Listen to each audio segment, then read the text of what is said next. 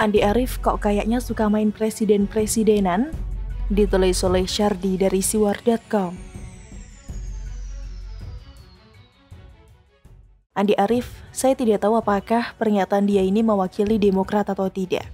Tapi melihat kenyataan bahwa Demokrat tidak pernah menegur orang ini terkait pernyataan kontroversialnya, bisa jadi semua tindak tanduknya direstui oleh partai. Andi Arief ingin pemerintah melakukan lockdown. Dia menganggap jika kebijakan lockdown merupakan langkah tepat untuk menekan laju kasus COVID-19 yang dinilainya kian masif belakangan ini. Cuma lockdown yang bisa menghentikan mata rantai penularan, kata Andi Arief. Demokrat makin lama makin mirip dengan PKS. Artinya, pernyataan mereka ini adalah benar jika kebalikannya. Mereka ingin lockdown, justru tidak ada lockdown yang tepat. Lockdown adalah langkah brutal yang menurut saya akan disesali kemudian. Belum lagi beberapa pihak yang sudah menunggu kesempatan besar seperti ini. Lockdown ibarat emas bertonton yang sedang diincar.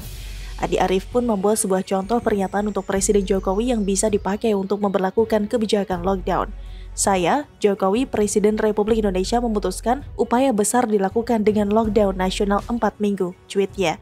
Pembangunan infrastruktur dan tidak mendesak ibu kota baru saya tunda. Adapun 100 juta rakyat terdampak diberikan BLT per minggu 500.000.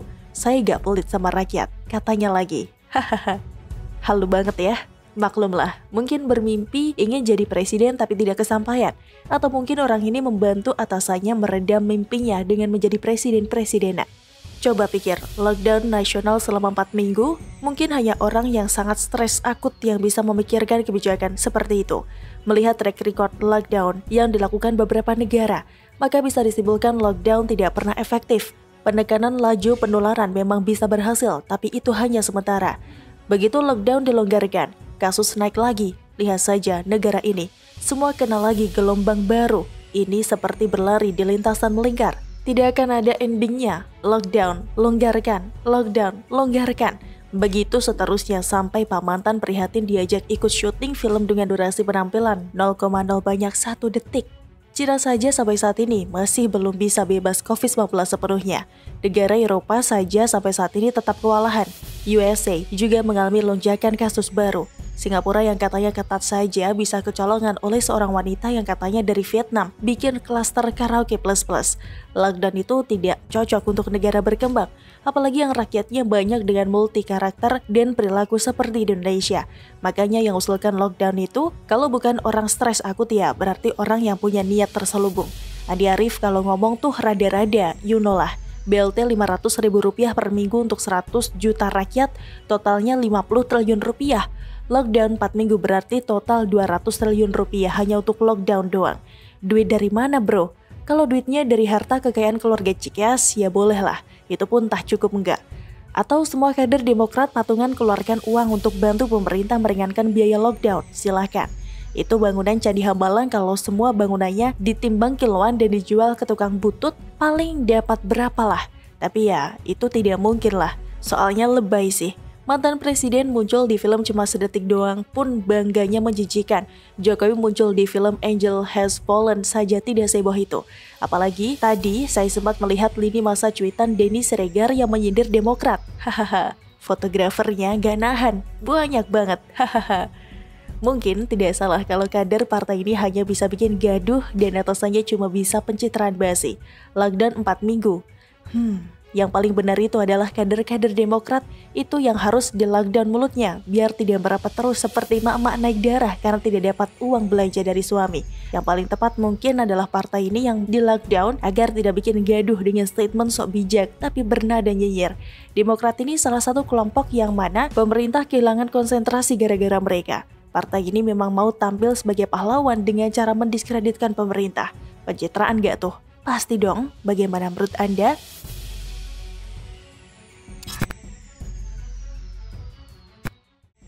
Panas, elit kadrun Amin Rais dan Rizik berseteru, Partai Umat terancam kuram. Ditulis oleh Ferry Patli dari siwar.com.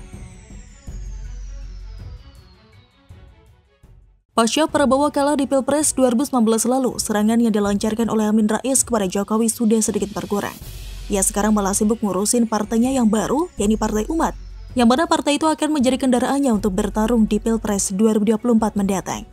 Kalau dulu saat ia masih menjadi pendukung Prabowo, kritik Amin Rais kepada Jokowi sudah bukan merupakan kritik biasa lagi, tapi sudah mengarah ke ujaran kebencian.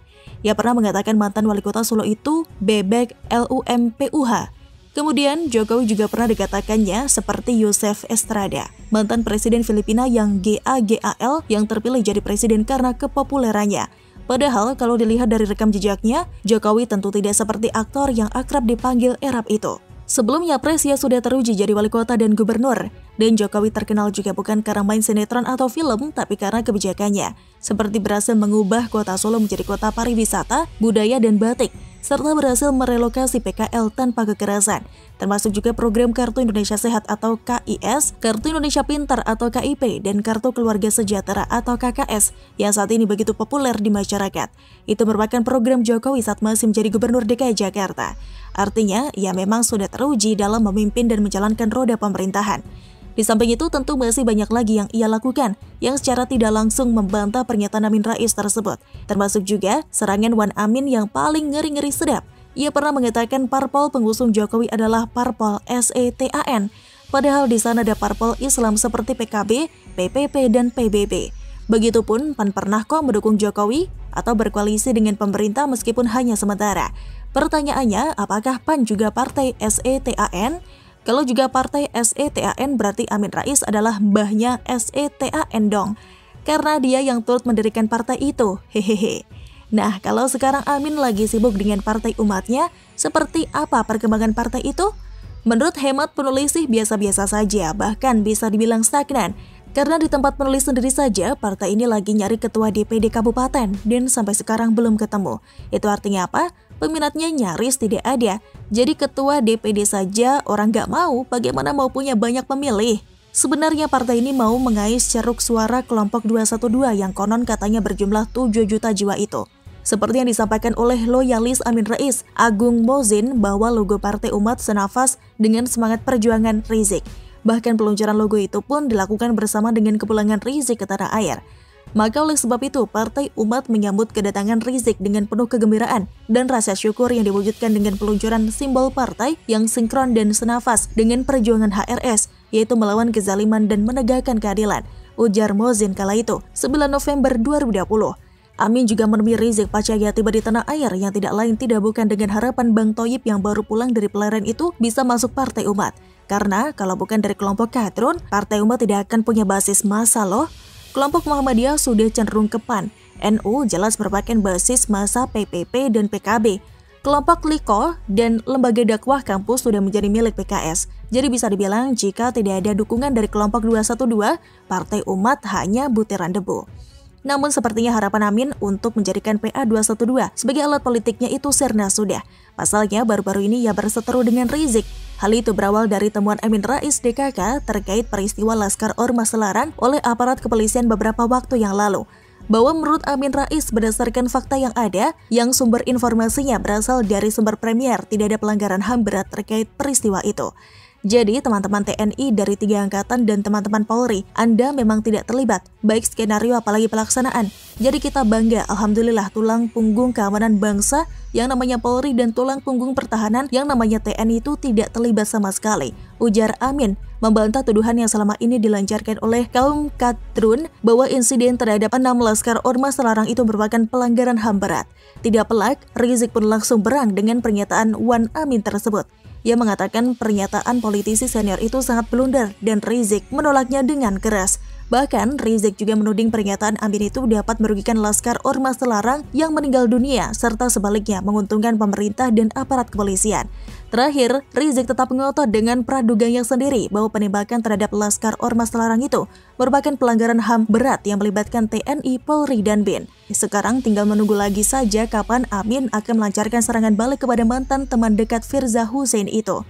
Dan bisa saja nanti dia juga mengatakan Rizik adalah bebek lumpuh karena memang saat ini lagi lumpuh di dalam penjara. Hehehe.